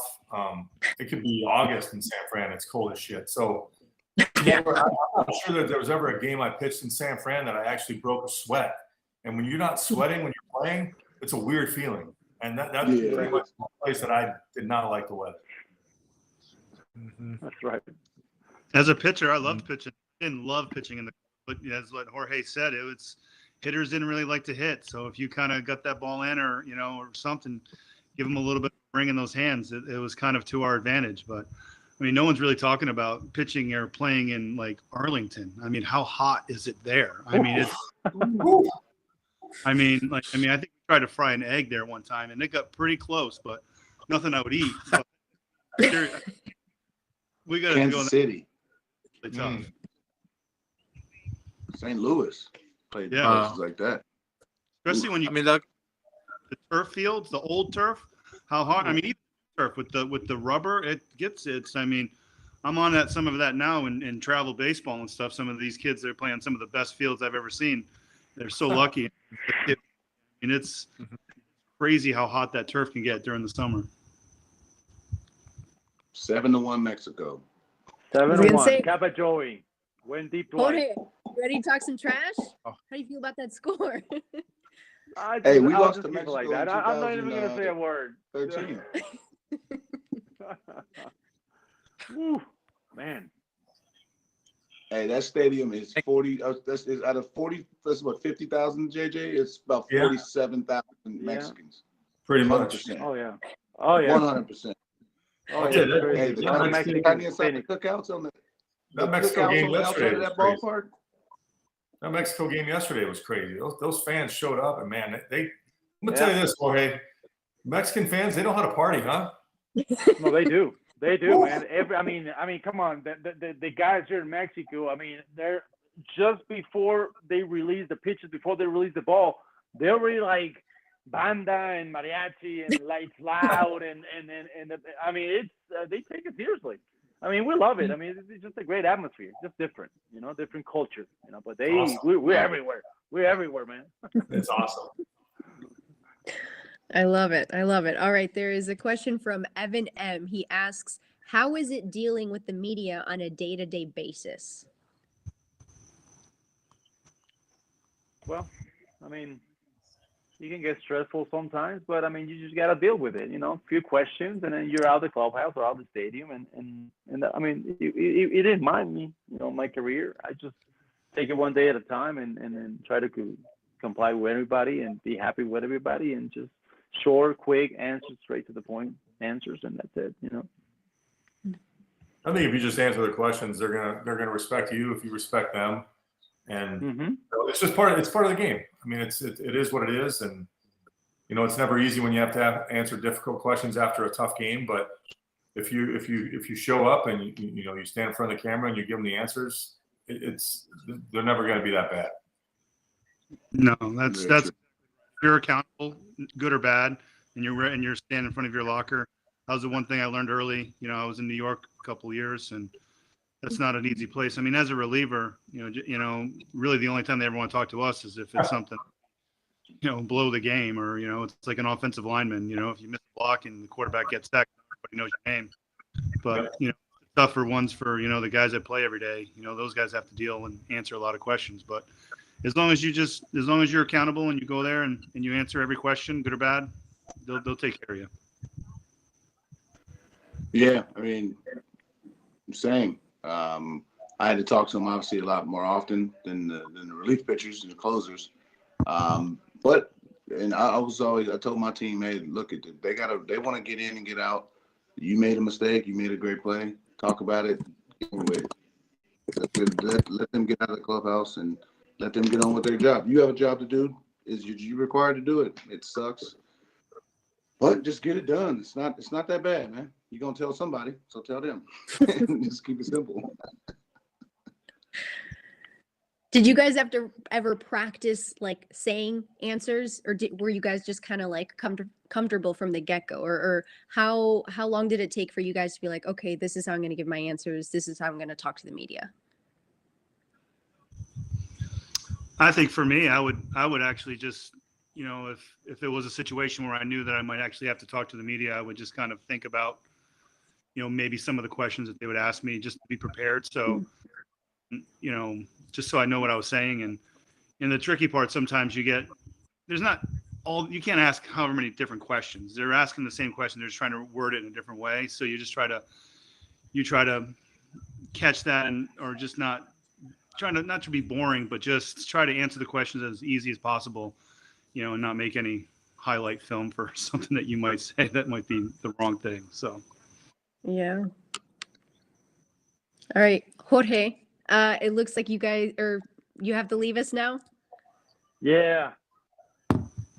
It was really nice seeing you guys, man. Thanks for this chat. You and too, brother. You fans, thanks for joining in, and I'm sure we catch us down the road. We baseball players, we know where to find ourselves, and at the stadium near you. Good to see you, Jorge. Jorge. But be well, guys. Okay, we'll keep up soon. Good to see you, brother. All right, man. You guys have a good one. Good night. Thank you, fans. Good night. Gracias, Jorge. Good night. Gracias, Samantha. All right, and it looks like we have another question coming in from Michael D. Did JJ, as a hitter back in Trenton, ever have a memorable home run? Holy cow. That's really like the last time I hit was in high school. So I I mean, I did hit a homer at some point. I don't know if it was memorable, but I think I ran into a ball once. Oh, jeez. I wish I had a better answer. I don't really remember hitting many homers. Oh my gosh. JJ, were you serious when you said you got kicked out of a Little League game? Or you just joking? I've been kicked out of like 4 or 5 of these, like, 10, 11, 12U games when I was coaching. Yeah. I mean, I'm not proud of it. It is somewhat embarrassing, but as embarrassing as I feel like the umpire should be more embarrassed for the way that he goes out about his business every day. But yeah, I mean, I just the problem is like these guys have like quick fuses. Like you just ask them a question and they run you. So then after the second or third time just asking a question, I said, I'm fine. I'm just going to go. And I got I got what I wanted to say, and then I just kind of went along my way. But yeah. I'm definitely not proud of it. Yeah. Adam, how do you feel about Manny Machado's deal? Did you reach out to him and congratulate him? Of course. I mean, obviously, he surpassed everybody. I mean, it's going to be a total of 15,470. It's pretty good. It's a lot of habichuela, con, mango, a lot of that. You know what I mean? But no, I mean, he's smart by exercising his option. I know a lot of people want to black for it because Arenado didn't exercise his. Arenado should have. Arenado could have went from 28 to 32. Ooh, right. I mean, so much money, but it was in his rights. And no, for me, it's great too because it's my hometown. It's my favorite team, obviously, and I live there, and all my friends support him, and they were so happy when he went there. And my friends' generation, their kids, my kids are going to grow up watching Manny Machado. They're going to have a stable superstar, obviously with Bogarts and Tatis also, but I think Manny is ahead of them in terms of just like status to me. So they're gonna have a guy. I had Tony Gwynn. Obviously, Manny's not Tony Gwynn, but he's a guy that is bounding himself for the Hall of Fame, and it's gonna be cool to, be able to see that often and be able to share that with my family, friends, kids, and everybody in San Diego. So that's really, really cool that we have a stable icon in our organization in our city. Because football is going something, bitch. Football. Yeah. All right. Well, again, we want to give our thanks to Academy Sports and Outdoors. If it wasn't for them, this call would not be possible. Of course, with baseball back, we want to make sure that you visit your local Academy Sports and Outdoors to gear up with your favorite team merchandise or baseball equipment to get you in the game. You can also click the ads in Hang or go to academy.com. We want to get in another trivia question, another Academy Sports and Outdoors trivia question. So again, this is how it's going to work. I'll read you guys a question, multiple choice answers, put the answer in the chat. First person who gets it right will win either a $100 gift card to Academy or a signed baseball from Jorge Cantu or Roy Oswalt. So they signed it on camera for us earlier. But yeah, without further ado, let's get to the question. So it is, who has the most hits in World Baseball Classic history for Team Mexico? Is it A, Vinny Castilla, B, Adrián González, or C, Jorge Cantu? So again, the question is, who has the most hits in World Baseball Classic history for Team Mexico? A, Vinny Castilla, B, Adrián González, or C, Jorge Cantu. And again, thank you to Academy Sports and Outdoors. You guys can win a $100 gift card from them or a signed ball from Roy Oswalt or Jorge Cantu. And then our Hang support team will be contacting the winner here, and they'll be getting your information after this call. So, Adam, we got everybody's predictions on who they think will be this year's winner for the World Baseball Classic. Who do you think is going to walk away as this year's champs? Who the hell you think? Great Britain. Yeah. It's I'm mad because I'm mad. I'm happy for Italy, obviously, but I'm pissed off about the Netherlands. Come on, Netherlands can't. You know what I mean? They're supposed to be one of the They're supposed to be one of the last 4, but it's hard to say who's going to be the winner. My pick is the last 4 should be hopefully United States, Japan, Dominican, Venezuela, or Venezuela, Puerto Rico. It's hard to say not Puerto Rico, Venezuela. It's hard to not pick Puerto Rico because they were the 2-time runner-ups. I don't want to say losers. Runner-ups. So I don't know, but Miami's going to be insane. But obviously I'm going for Team USA. But Japan, are you kidding me? You got Otani, Darvish, Yamamoto. Yamamoto's the guy that is going to come over here next year, and he's probably going to get 150 plus. I told him he'd eat more beef, but he's 93, 95 with a 91 mile an hour split.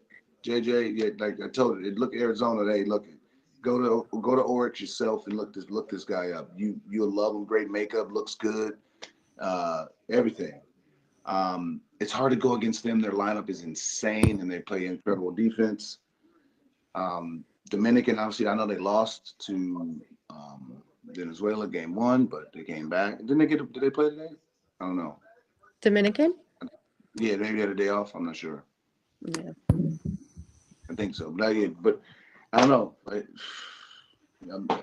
I think they're trying to make it where it's United States versus Dominican or somehow, some way, Otani versus Trout.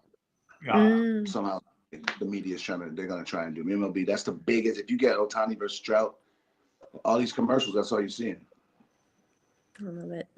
JJ, I know you have to run, but thank you so much for being on with us.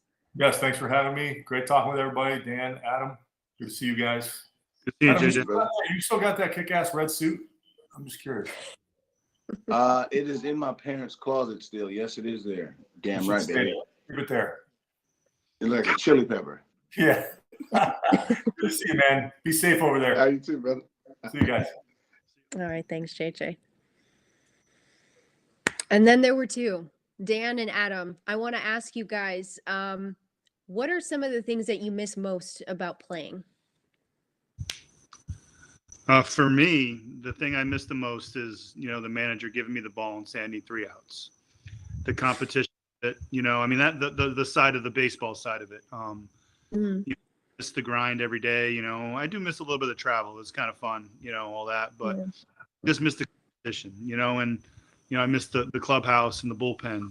There's, it's our close-knit family that we had out there for, 162 days of the year. It was, we went to, I hate using the battle word, but we went out there and competed together, and it's something, that I just miss that kind of stuff. Yeah. Yeah, same. This is my second spring training out of it, and I don't have an itch to play physically, because I work for Bats. I was just in the clubhouse and all that, and I'm around them guys. I don't have an itch to play and run with these guys. I understand that my ship has sailed. I think some people get in that mode like, oh, I still can do it, and God bless Cole Hamels. I ain't doing that. My bullets are done. But no, I miss the BS. You know what I mean? We've spent so much time in locker rooms, benches, planes. We spend all this time together, and then we go our own ways. So you miss that, and just the BS, the card playing, just the BS, just going over scouting reports, and just the small talk, I guess, talking about families. It's little things like that you miss as you get older, but it's cool to see the next generation, see how close knit they are. That's the cool part. When I was coming up, a lot of guys pass on these traditions. And I know Dan knows as well as anybody, you got to pass on those traditions and what and that's the cool part about getting old and wiser, as some people might say, is you get to pass on some of the knowledge that we've garnered through baseball. Yeah. Dan, you mentioned the competitiveness. Do you feel like sometimes you have to ever take a step back from being too competitive as a high school baseball coach?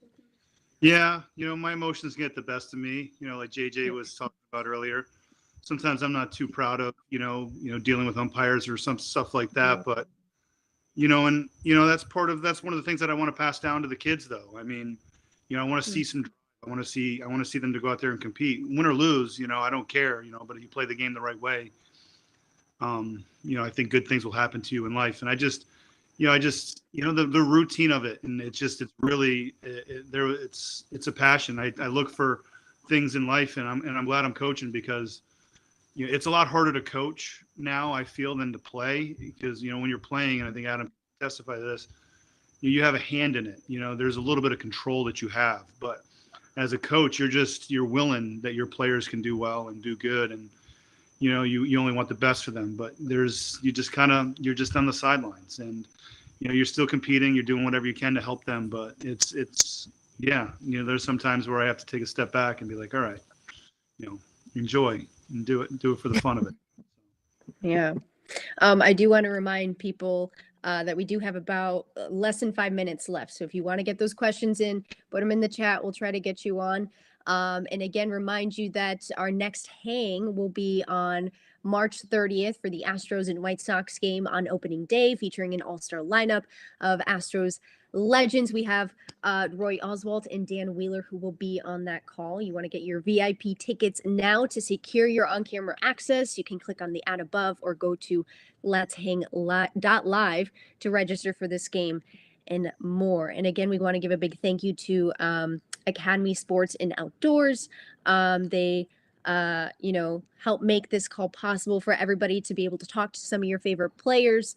So make sure to visit your local Academy Sports and Outdoors to gear up with your favorite team merchandise or baseball equipment to get you in the game. You can also click the ads and hang or go to academy.com. So Adam, how's it been like having your kids, grow up and, watch you as, oh my gosh, my dad, used to play baseball. Do they think that it's cool, or do they not really care for it? How is that relationship? So, Dan, you can test it. I don't know how old your kids are, but my kids, when we went to Japan, my kids were 4. So they didn't really, they're still young. Now they're, so the 2 years there, they got to see me. I'm definitely not who I garnered my name to be, I guess. And they see me broken, decrepit, can't run, and they're like, hold on, you used to be this dude? Hold on. And they like, let's go race, and they can beat me, and they're like, they didn't see the good me. So their recollection of my athleticism is only through YouTube. So so they're like, oh man, my dad, I can do this, but they understand. They know that I was good once, and not as, what's that song? I'm not as good as I once was. That's definitely me. But no, they understand what I was able to accomplish, and hopefully they see that as a goal, but not necessarily. I don't care if they play sports. Being out here, they play football, soccer, and basketball, and they do a bunch of different things, and that's what I want them to do. Is that I want you to be free. That's what parents do. We try to create opportunities. Trust me, I don't want you to follow playing baseball. Baseball is stressed out. People got all depressed. Baseball players all sad. You know what I mean? It's all hard. It's hard. It's so hard to make it to the major leagues. Sending nasty buses and driving through cities it's hard. I'd rather them go be a doctor, a lawyer, or something like that. It's incredibly hard. But obviously, we're pushing our kids to do whatever they want to do. Dan, I know you know this too. That's what we do. We create the opportunity, and you guys run with it. We push you and encourage you in any way that, in any fashion you want to go. Just want the best for my kids too. And if their path is baseball, great. If their path is something else, awesome. Just want them, and I have, my oldest is 18, which is so weird to say. I have an adult child. I mean, it's really 18, 15, and 12. So, and I kind of touched on this a little bit earlier, and, my daughter doesn't really know much about baseball, but I did do an appearance. I went back to Charleston River Dog a couple years ago. That was my first full season. And I think my picture of doing something like that. And then that's when my daughter, who is 12 now, she's probably like 8 or 9, she's like, kind of realized, wait, Dad is like famous, maybe, or somewhat famous. So it was kind of cute, like that, like she's still, I'm just Dad, so which I love. Yeah. All right. So it looks like we have one more question that we're going to try to squeeze in there. Who was your least favorite umpire?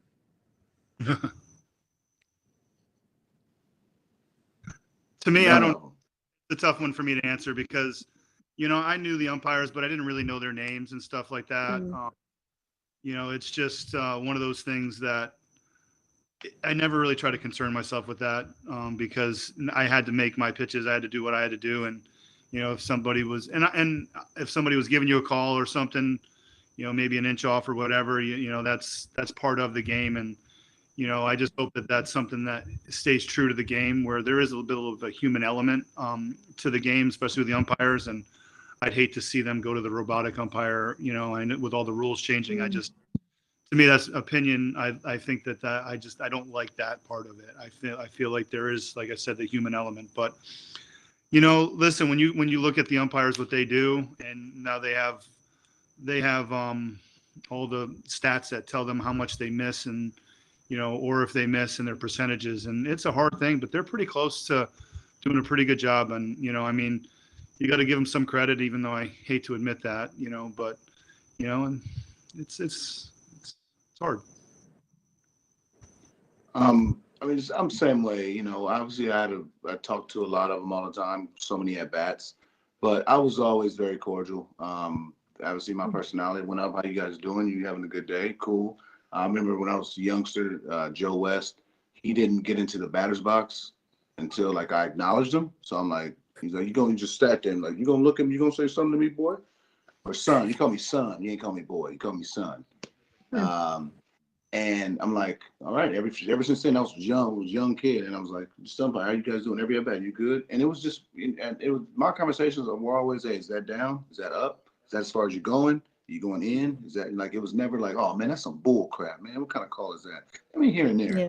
But it was more of just like, hey, that's as far as down as you're going. Okay, hey, don't worry. I'm an aggressive hitter anyway. So it wasn't like, hey man, I'm like, if I was Trout's eye, I'd be cussing out everybody. Batista, when he was going through that spat, you couldn't throw him a ball. You know what I mean? But I was just like, is that as far down as going? I just kept it real cordial, real light. How you guys doing?